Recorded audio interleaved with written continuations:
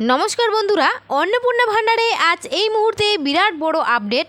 অন্নপূর্ণা ভান্ডারে আপনার অ্যাকাউন্টে ৩,০০০ টাকা ঢোকেনি, কিংবা আপনি 10ই জুলাই এর পরে যোজনার জন্য আবেদন করেছিলেন, তো আপনার অ্যাকাউন্টে টাকা কবে ঢুকবে সেই নিয়ে রাজ্য সরকারের পক্ষ থেকে আজ কিন্তু বিরাট বড় ঘোষণা করেছে।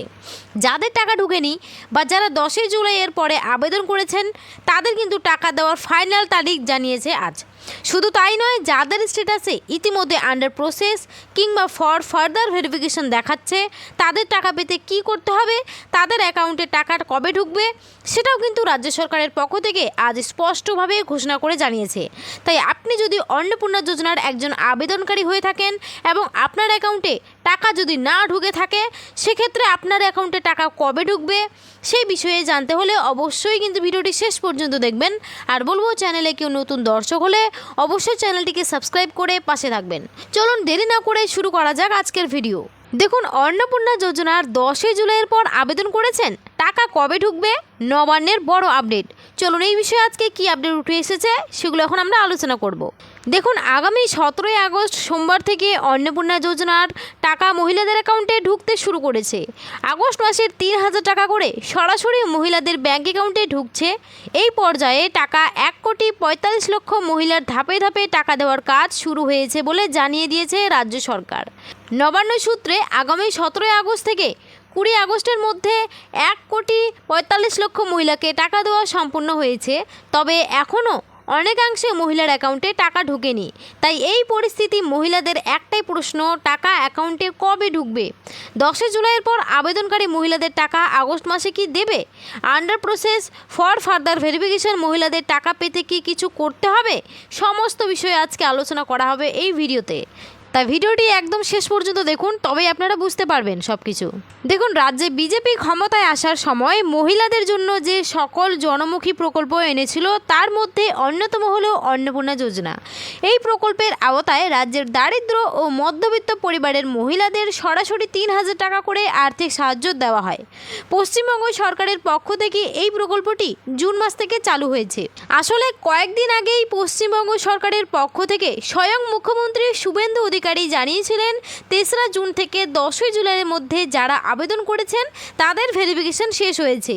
এরপর যারা আবেদন করেছেন তাদের যাচাই প্রক্রিয়া শেষ করা যায়নি, সেক্ষেত্রে আরও কিছুটা সময় লাগবে। তারপরেই 10ই জুলাইয়ের পরে যারা আবেদন করেছিলেন তারা টাকা পাবেন। তবে কবে এরা টাকা পাবেন সেই নিয়ে মুখ্যমন্ত্রী কিছুই ঘোষণা করেননি। এবার প্রশ্ন হচ্ছে, 10ই জুলাইয়ের পর আবেদন করলে কবে মিলবে টাকা? দেখুন, এই বিষয়ে বলেছে, সোমবার নবান্নে সাংবাদিক বৈঠক করেন নারী ও শিশু উন্নয়ন ও সমাজ কল্যাণ দপ্তরের সচিব মৌমিতা গোদারা বসু। সেই সময় সাংবাদিকরা তাকে প্রশ্ন করেন, 10ই জুলাইয়ের পর আবেদনকারীদের পোর্টালে টাকা ঢুকবে কবে থেকে? তার উত্তর দিতে গিয়ে সচিব বলেন, আমাদের লক্ষ্যই হলো এই প্রকল্পে বেশি সংখ্যক মহিলাদের অন্তর্ভুক্তি। আবেদন যারা করেন তার ফর্ম প্রথমে অনুসন্ধান অর্থাৎ ইনকোয়ারি হয়, এরপর যাচাই অর্থাৎ ভেরিফিকেশন ও তারপর অ্যাপ্রুভ হয়। এই পদ্ধতি এখনও চলছে। এটি শেষ হওয়ার পর সেপ্টেম্বরের 3য় সপ্তাহের মধ্যে তারা টাকা পাবেন। তারপরে দেখুন, বলেছে, অন্নপূর্ণা যোজনা পোর্টাল খোলার পর বিভিন্ন মহিলার বিভিন্ন রকম স্ট্যাটাস শো হচ্ছে।